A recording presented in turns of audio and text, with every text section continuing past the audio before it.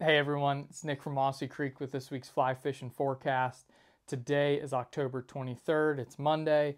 We've got an awesome week ahead of us. We've got unseasonably warm temperatures right as we came into the fall. So let's talk a little bit more about that.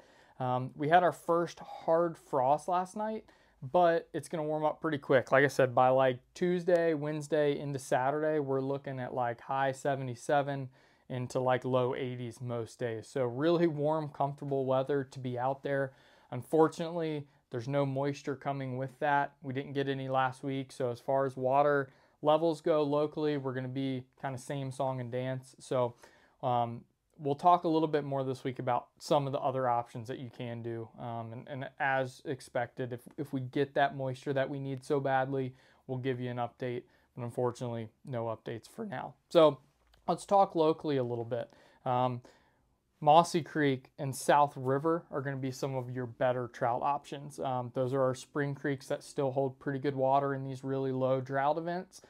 Beaver Creek and Shenandoah National Park are still closed down to fishing. I've had a couple people this past week trying to plan trips to come fish some of those. Just a reminder, they're not available to fishing. You don't want to be fishing them right now. They're incredibly dry, and for the sake of that fishery and those fish, we're going to leave them be until we get some more rain. But Mossy Creek, South River, and then some tailwaters. So like the Jackson, Smith River, those are going to be some of your better trout options closer here in the valley. As you get away from us a little bit, there are some streams that have a little bit better water flow, but for the most part, those are kind of our peak places. So keep that in mind. As you go out there locally, like on Mossy and South River and some of those places, we've gotten good reports that people are seeing a lot of those big browns out moving. They've been pretty aggressive. I haven't gotten many reports yet of fish paired up. We're probably getting pretty close to that. So they're gearing up and feeding up for that spawn. Streamer fishing's been really good, and we've had some great reports. So this time of year, personally, I like to oftentimes start with a streamer. I'll go out there. I can really cover water and get a judgment on how those fish are acting that day. If I fish 20-30 minutes swinging a streamer, bounce on the bottom, and I don't have any bumps or chases, that's oftentimes when I'll slow down, fish deeper, fish a nymph, fish something on the bottom. But you can really judge how fish are reacting any given day with that streamer fishing. So that's one thing I love to do.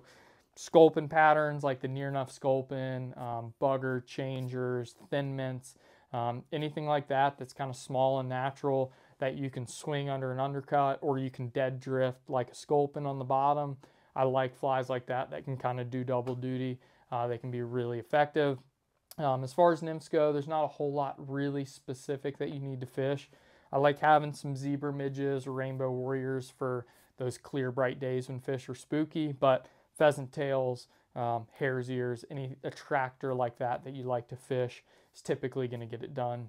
14, 16, 18s, going down a little bit smaller, as we have these kind of low clear waters. I fish really dense nymphs out there a lot of times, especially on Mossy, so that I can get down to the strike zone quick and get a good long drift at the depth I want. But anything along those lines should get you going. As far as stocked waters go, not a whole lot in our immediate area that you would normally expect. We're just waiting on that water. They did stock Elkhorn Lake. That's the first time this season it's been stocked so far.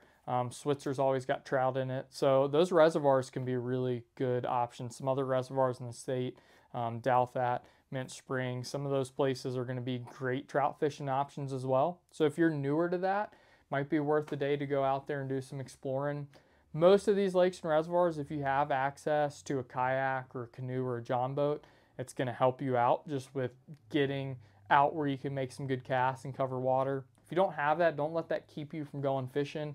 But if you have access to it, it gives you a lot more water to fish.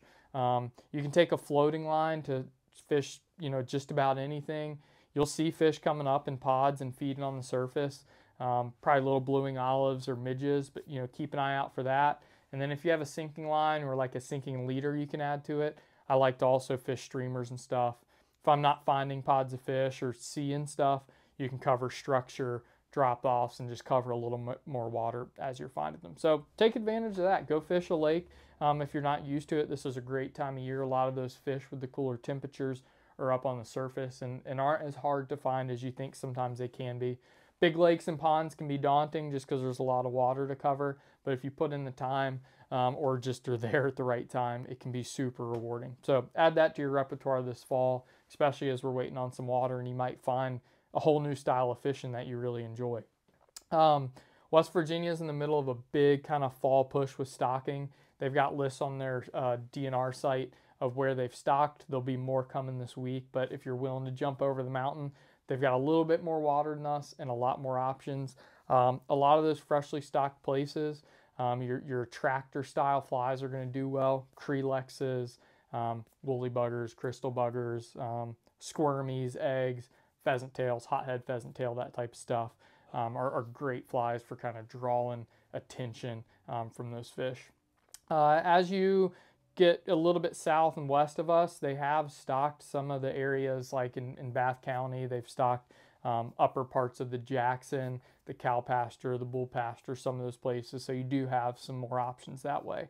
As far as our warm water rivers go, still low and clear. We had some pretty bad leaf litter days last week. We posted a picture of a pretty heavy leaf hatch. Those can make fishing a little bit tough. So, keep your eye on the windy conditions. Look at that wind forecast as you go fishing. The windiest days can be a little bit tough this time of year as they get really choked with leaf litter. If you're out there and you hit one of those days, don't just throw in the towel immediately. Oftentimes, 15 minutes later, you'll get a big gust of wind that'll push all the leaves to one side and give you an area to fish. You can still pick through it even on those tougher days, but if you can find a calmer day or a day after it was really windy, sometimes there won't be as much litter. Just something to keep in mind.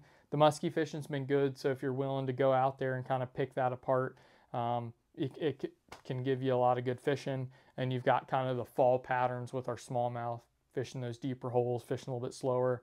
Although it's not as much of a numbers fishery as we typically have in the spring and the summer, it can be a great time to go catch some of those big fish. And with it low and clear, you can see parts of the river maybe you haven't been able to see. There's 20, 30-foot holes you can see all the way to the bottom, and it's fun to see those new places that maybe you haven't actually laid eyes on before. So, keep an eye on that wind forecast. Enjoy that weather. With the colder temperatures and the wind coming, we're probably, I don't know, maybe the next week or so, I'd say we're probably in peak foliage. Once we lose those leaves, if we can get our rain after that, a couple inch storm is going to go a long way because those trees won't be drawing as much moisture. One last thing that I forgot to mention earlier, we had a real heavy frost this morning. That typically is the beginning of the end for our hoppers and a lot of that terrestrial fishing. They're not gone immediately. Fish don't know, okay, I'm done eating hoppers, but it's pretty much the end. Next couple days are probably going to be some of your last days of that terrestrial fishing. So, keep that in mind. Use your observation. If something's going on, fish what seems like it makes the most sense. But after these big frosts, those fish tend to key off of that. It's going to be a little bit more subsurface. So, as always, if you got questions about the fishing, let us know. If you need help going somewhere, we're happy to help. One last thing, you may have seen we've got a big giveaway going on with the Wet Fly Swing podcast. Colby did a great podcast with them, and they're giving away a bunch of gear and a trip with us and some different stuff, like thousands of dollars in gear. So check out their podcast, their Instagram, some of that stuff. It'll have the details. Today is the last day to enter for that. If you're watching this forecast on our email, there'll be a link in that you can follow to kind of finalize that. So take advantage and get in on that, and good luck. But as always, if you got questions, let us know. We're happy to help. We'll see you next time.